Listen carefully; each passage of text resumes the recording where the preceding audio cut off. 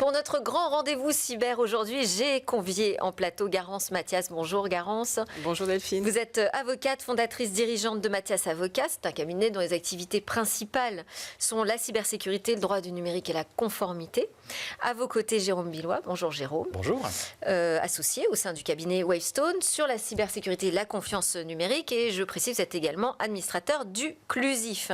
Alors, on va commencer, puisqu'on va faire un petit tour d'horizon des grandes actualités dans ce domaine de la cyber, par le projet de loi français dont le nom est relatif à la résilience des infrastructures critiques et au renforcement de la cybersécurité et dont l'objectif est de transposer véritablement 3 directives européennes. La directive REC sur la résilience des entités critiques, la directive NIS 2 dont on a beaucoup parlé, qui étend en fait les responsabilités cyber à davantage d'organisations, et le règlement DORA qui va, alors là on va avoir un débat spécifique là-dessus, qui va un peu changer le camp de la responsabilité sur la protection de nos outils numériques. Ce projet, il va être porté par Clara Chapaz. Qu'est-ce que vous en attendez? Et j'ai envie de dire, est-ce que le retard pris, parce qu'on est déjà un petit peu en retard sur ce texte, vous inquiète? Qui veut commencer? Jérôme. Alors, sur le retard, il faut voir que le retard est relatif à l'échelle européenne. Il y a aujourd'hui très peu de textes qui ont été validés dans chacun des pays, parce que la directive doit être déclinée dans chacun des pays. Par contre, c'est vrai que ça crée un peu un espèce de faux départ. Il y a énormément d'attentes aujourd'hui dans toutes les filières cybersécurité. Les responsables cybersécurité regardent ce sujet et se disent, mais qu'est-ce qu'on va faire? Comment on va le faire? La directive pose un cadre qui est très intéressant et qui, je pense, va dans le bon sens. Mais par contre, on manque aujourd'hui des détails sur la manière dont on va réellement devoir modifier les règles de sécurité sur le terrain. Et ça crée beaucoup d'incertitudes pour créer les budgets 2025 et pour pouvoir être en action rapidement. Et je pense qu'il faut vraiment que ça débouche vite maintenant pour qu'on puisse attaquer le travail. Et qu'est-ce qu'on en attend? Alors, est-ce qu'on en attend des textes très rigoureux, un assouplissement, au contraire, par rapport à ce qui est pensé au niveau européen? Alors, effectivement, Garance. ce sont des textes qui sont ambitieux. Je rejoins ce que vient de dire Jérôme. Il y a des attentes actuellement, des attentes qui sont très très fortes de la communauté, de tous les secteurs industriels. Parce qu'encore une fois, ces textes ont une philosophie commune. C'est mettre un niveau de sécurité, de cybersécurité élevé pour l'ensemble des organismes, secteur privé, secteur public. Donc on voit l'ambition. On voit l'ambition, on voit sur le terrain beaucoup de questions. Beaucoup, effectivement, des questions, on va dire, positives. Mais comment je vais faire pour notifier? Comment je vais faire, effectivement, pour adapter ce texte qui aurait dû être transposé, effectivement, le 17 octobre dernier? Ce retard, il est classique. Mais il faut, effectivement, qu'actuellement, on ait un cadre pour que les entreprises, les administrations, les collectivités puissent se mettre en conformité. Et l'ANSSI a dit, on se donne au moins 3 ans, plus de 3 ans, de toute façon, pour commencer à surveiller les applications dans les organisations. Ça veut dire que ça va être complexe quand même à mettre en œuvre. Je pense que c'est sage d'avoir ce type de délai, parce qu'en fait, il faut voir qu'il y a 2 grands types d'entreprises ou d'organisations publiques qui vont être soumises. Il y a les très grandes, qui étaient déjà en partie régulées, où finalement, les exigences vont élargir très largement ce qui doit être sécurisé. Donc, ça couvre l'ensemble du système d'information et tous ses composants. Dans une entreprise qui a plusieurs centaines de milliers d'ordinateurs, plusieurs dizaines de milliers de serveurs, c'est des choses qui ne peuvent pas être faites instantanément en une semaine. Et d'autre part, on a tout le reste de l'écosystème, on parle de 15 000 sociétés qui vont devoir être soumises, sans compter tous les organismes publics, qui, eux, on le sait, ont un niveau de sécurité qui est souvent très faible. Et donc, il faut qu'ils attaquent, il faut qu'ils démarrent le sujet. Et donc, va se poser cette question générale du délai et aussi des capacités à disposition sur le marché pour pouvoir réaliser les actions. Parce qu'on sait, on manque de bras en cybersécurité, tout le monde va vouloir recruter. On ne manque pas d'offres logicielles pourtant. Ah, d'offres logicielles, non, ça c'est sûr. Mais par contre, un logiciel, c'est bien. Et ce qu'il ne faut surtout pas, et ça j'attire l'attention parce qu'on l'avait vu sur le RGPD, le fameux règlement sur les données personnelles, qu'on soit dans une espèce d'achat frénétique de solutions logicielles qui disent si vous cliquez là et que vous achetez ça, vous êtes conforme. Ça n'est pas ça.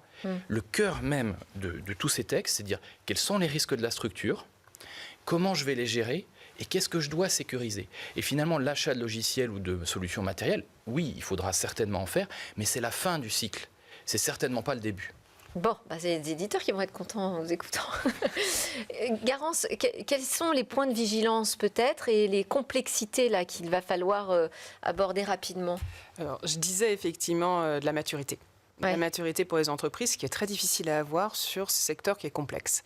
Qui est complexe puisqu'en fait, si on prend le texte de la transposition, il y a 3 textes. Oui. 3 textes qui vont peut-être tous dans le même sens, renforcement de la cybersécurité, mais qui n'ont pas les mêmes cibles.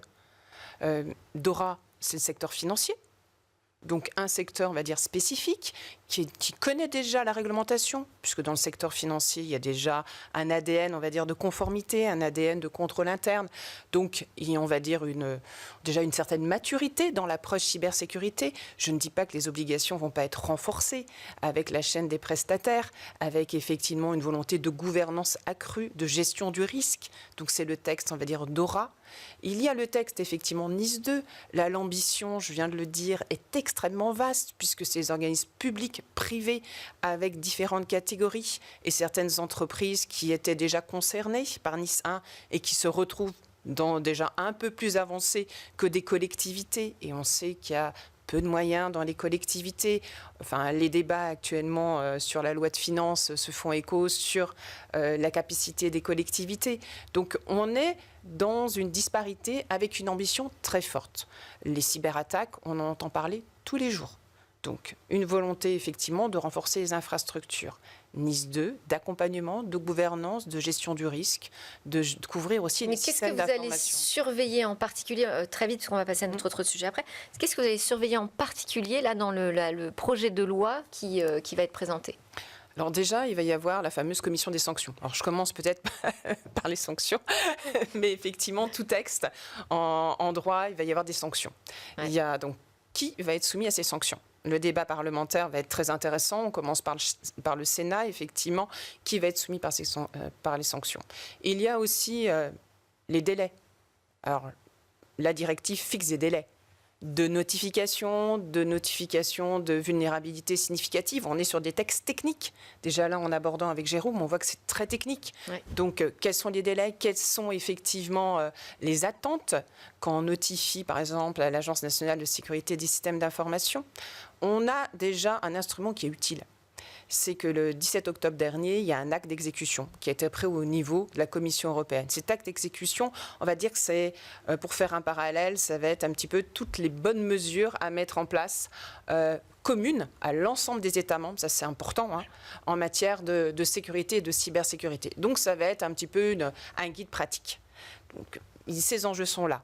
Les délais, la transposition, comment on va gérer au quotidien. Il y a cette attente. Et les sanctions. Et les sanctions. Qui sera concerné? Qui sera concerné. Allez, on passe au deuxième sujet, c'est le Cyber Resilience Act, le CRA.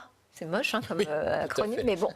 Alors, on va voir justement si ça, c'est enfin une bonne nouvelle, avec un partage de responsabilités qui pourrait devenir équitable, puisqu'on nous dit, alors c'est quand même un enjeu assez majeur, hein, que cette loi va renforcer la cybersécurité des produits connectés dans son ensemble.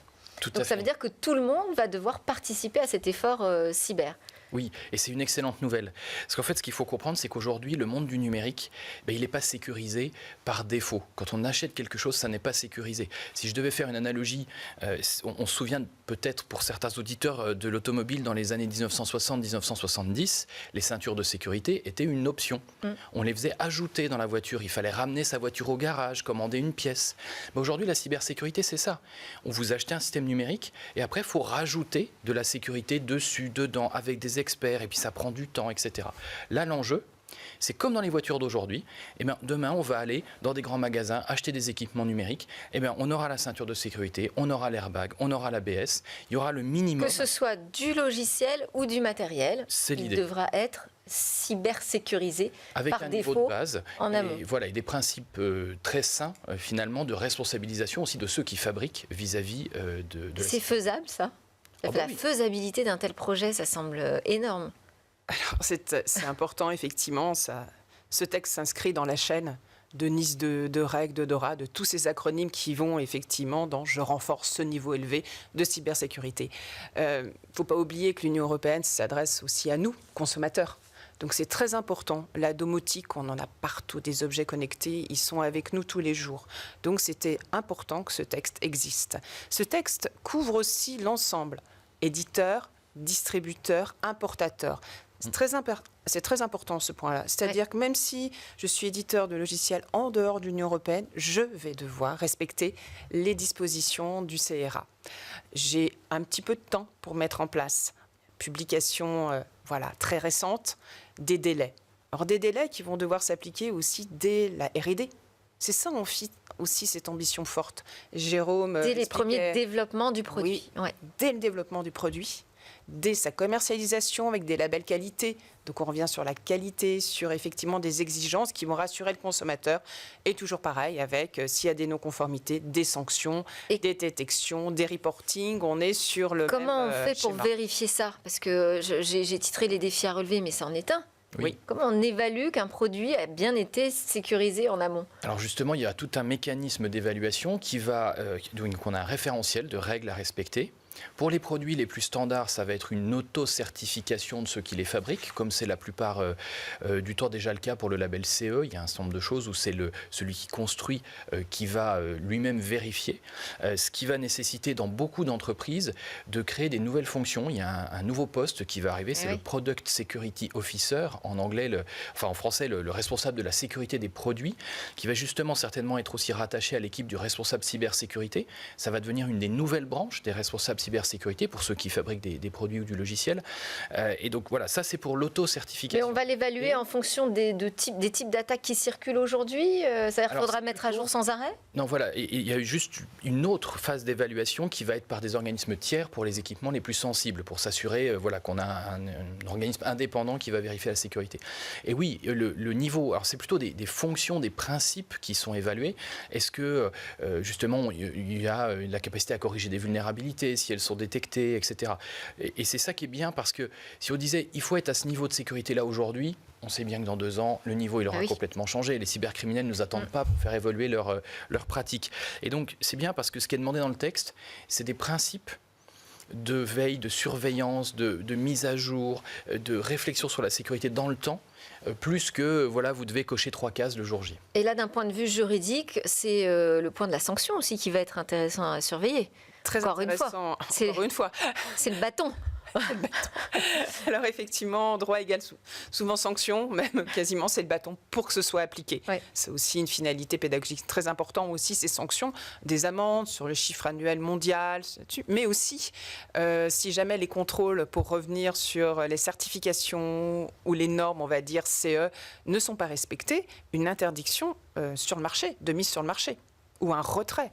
Donc il faut aussi se rendre compte de l'efficacité d'une telle sanction. Il faudra voir si on arrive jusqu'à ce niveau-là de sanction sur l'application. Ça en fait partie. Ça en fait partie des... Allez, on passe à notre autre sujet. Donc, on a dépassé les 1000 jours de conflit en Ukraine. Je voulais faire un petit point sur le front cyber, Jérôme. Oui, effectivement, le conflit en Ukraine a toutes les dimensions d'un conflit malheureusement moderne, avec une forte partie dans le numérique. On l'a vu dès le départ du conflit, avec beaucoup d'attaques numériques qui se sont continuées dans la durée, avec peut-être une chance, je ne sais pas si je peux utiliser ce mot-là, mais c'est qu'elles sont très circonscrites sur le volet finalement de l'Ukraine et du fonctionnement du pays. Il y en avait beaucoup de peur au départ de débordement.